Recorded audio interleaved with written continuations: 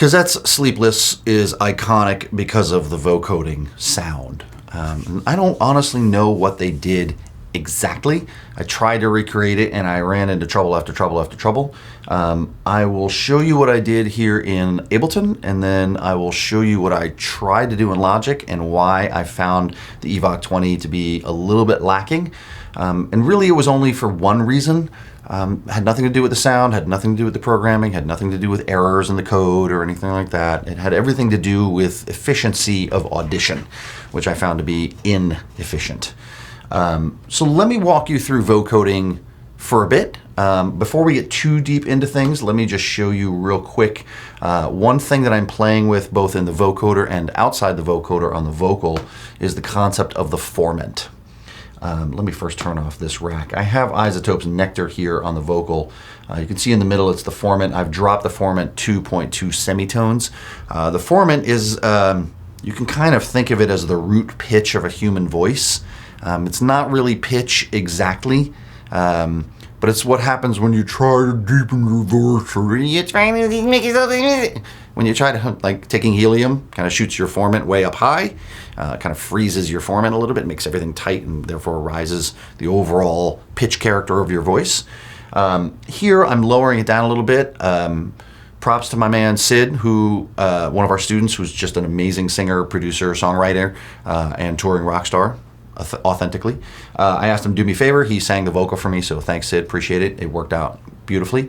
But Sid's voice is a little bit higher and lighter and sweeter, and I wanted to make it sound a little bit darker and deeper, so I played with the formant. Okay, so here is the vocal as is. Kills my heart to see your eyes are no longer on me. He's got a nice, high, lovely voice. He's a little close to the mic, but I think he likes that proximity sound. So now with the formant down 2.2, I'll play it and kind of bypass it on and off so you can hear the difference. Kills my heart to see your eyes are no longer on me. It's critical to me. You stop messing with me. So you can hear how it kind of goes from here to here, it just deepens a little bit. I thought it was fun, I thought it was a nice touch, and I think it helped make his vocal sound a little bit more like the original. Not really the point of the exercise, but wanted to show that to you. Now, the point of the exercise is actually vocoding. Here on this vocal, I have inserted many things within my effects rack, but all three of my chains have, actually two of my three chains have the vocoder patch. For those who don't know what a vocoder is, if you do know what a vocoder is, here's a review. If you don't know what it is, welcome to lesson 1. A vocoder is a tool that looks at two incoming audio sources, and it applies the pitch and envelope of one onto the frequencies of another. And so it'll take a main part, usually the vocal, and it will separate it into various frequency bands. It'll then analyze the impulse and the pitch of, say, a keyboard patch, and it'll take the two and it'll smash them together, and it makes it sound like a talking keyboard. There are two ways to achieve that effect, and the other one is through something called a talk box, which involves having a tube in your mouth, and it measures the embouchure and the mouth envelope of your physical mouth and does a similar process, not quite the same, similar. You'll hear it in like old funk and hip hop songs. Dre and Tupac used it, Peter Frampton used it.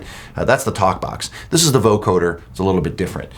Here in the vocoder, the way you do it is you put the vocoder on the actual audio of the vocal part, and then you bring in the sound from the keyboard separately here under the carrier. It's very similar to FM synthesis, where you have a carrier and a modulator, where the carrier is one sound and then the modulator affects the other one. In this particular case, the carrier is the external keyboard sound, and then the vocal kind of goes on top of it. So it's the sound of the vocal across the frequencies of the keyboard going this way. I think I said it backwards before. So I did this three ways. On this one channel, I'm blending the dry vocal, a vocal that's based on the pitch and tone of the keyboard, and then another vocal that's vocoded based on just noise in and of itself. So let's start with the pitched one, because that's the one that's a little more interesting. I'll turn off the other chains, and now you get...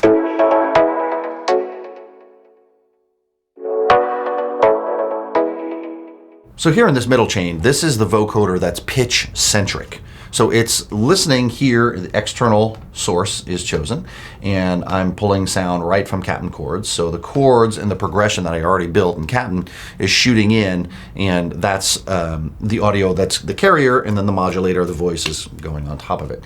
So in this particular case, each of these little dashes represents a frequency band. So I'm kind of EQing it twice. I'm EQing it here and then with EQ afterwards. I can make it super bright, or I could put in more high frequency. It's about where I left it.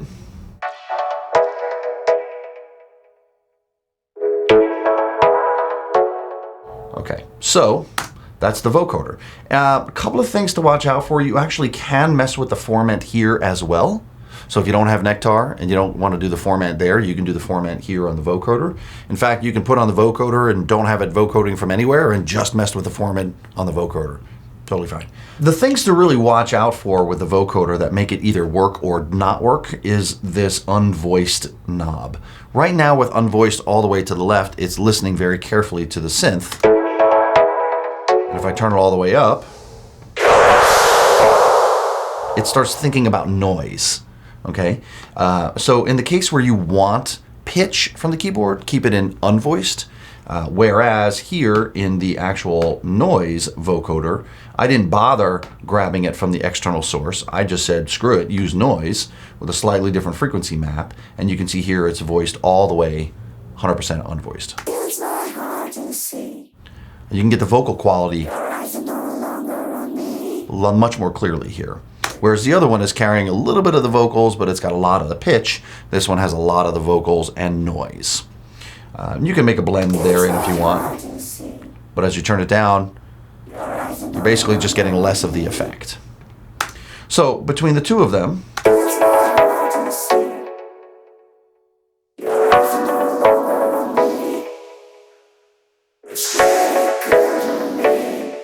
you can see unvoiced, it's all keyboard or mostly keyboard, and then as I slowly increase the unvoiced amount, I get a little bit more of the vocal texture in the keyboard on the right side.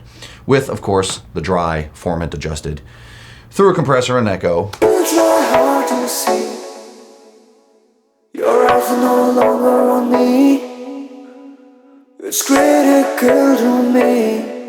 So this was my approach to vocoding Cassette's Sleepless, was to take the vocal and split it up into three. I had a dry, a vocoded with the keyboard, and then a vocoded with noise, because there's some kind of character between vocoding keys and vocoding noise that I heard in the original. Again, I don't think I nailed it, but it was an interesting exploration, and a great vehicle for me to show you the song, and of course, vocoding. So I'm going to go ahead and save this, and I'm going to go over to Logic and show you what I tried to do there. I didn't really frankly get very far, and the reason is because it was a little tricky to work with that. So let me go over to Logic here. In Logic, there's it's a little bit different because in Ableton you put the vocoder on the audio and then you send the keyboard into it. Here in Logic, you actually put the tool on the MIDI patch and then feed the audio in the other side, so it's not exactly the same configuration. Here I have this MIDI track which has pretty much the exact same chords, and I put on the Evoc 20 polysynth, which is the one that does the vocoding. A couple of things you need to do to set it up, and it's actually kind of easy to set up, but then once you get into it, auditioning sounds I found to be somewhat annoying, and I'll show you why. So here, let me actually take this off. And on the MIDI, you can come down. I happen to have it saved right here, but it's the Evoc 20, and it's the vocoder synth right there. When you pull it up, it basically is a synth, okay? And it defaults to being in one of these two modes, either the synth mode, the vocoder mode, or analog mode. So in the synth mode, it's basically a synth just playing the MIDI like any other synth. However, when you go into vocoder mode, with the sidechain, you can grab the audio from here, and you can sort of get the sense. It's a little quiet. I'll turn it up a little bit. So the vocoding itself is actually quite good. The timbre, the quality, the setup, all very good. But if it's not the right patch, you can either dig into these tiny knobs and start affecting the sound and sound designing to your blue in the face, which a lot of people will probably do. Others might want to sort of bang through a bunch of presets. And one thing you'll notice when you bang through a preset, as soon as I go here, it defaults back to synth, and then I got to go back to vocoder mode. Okay, what's the next patch? Oh, I got to put it back in vocoder mode again. What's the next patch? I got to put it in vocoder mode again. So it actually works well, and it sounds really good. It's just a slightly different configuration. It's actually kind of easy to set up, and the tone is really amazing, and there's obviously tons of controls here, but it's kind of annoying to have to switch it back into vocoder mode every single time. You would think that maybe there's a way to get it to just fix in vocoder mode, but it doesn't. So I'm not hating. I'm just saying it made my life really frustrating. That's why I went over to Ableton to do it. That's part 2 of vocoding. So remember, vocoding, audio from 2 different sources, shoving together onto each other. One's a carrier, one's a modulator. You're going to take the envelope of one and apply it to the frequency of the other. In an attempt to do Cazzette's sound quality, I broke it into 2 different chains. One, your typical vocoding synth, and then 2, one using noise and distortion. They may or may not have actually done it in Ableton. They may have done it in Logic. To be honest, I don't know. Logic kind of makes more sense to my ear, but I found this process rather frustrating. So for demonstration, I went over to Ableton. So that's Cazzette by Sleepless. That's me, Matt Donner, back from Pyramind. Keep them coming. Keep the comments coming. Keep the emails coming. I've been having some really fun conversations with people. Again, thank you everybody for being so appreciative and being so positive. Really, it's very endearing to go to your YouTube video and read the comments and have the 90% of them be positive. It's a nice warm and fuzzy. I appreciate it. It makes me feel like I'm doing something useful for the world, and that somebody out there really cares and appreciates it. As long as they're there, I'll keep doing it. That's what we do at Pyramind. So thank you, everybody, and I will sign off and see you next time. Ciao. If you're a music producer, subscribe to our channel and stay up to date on the latest Pyramind tutorial videos, track breakdowns, elite sessions, and more.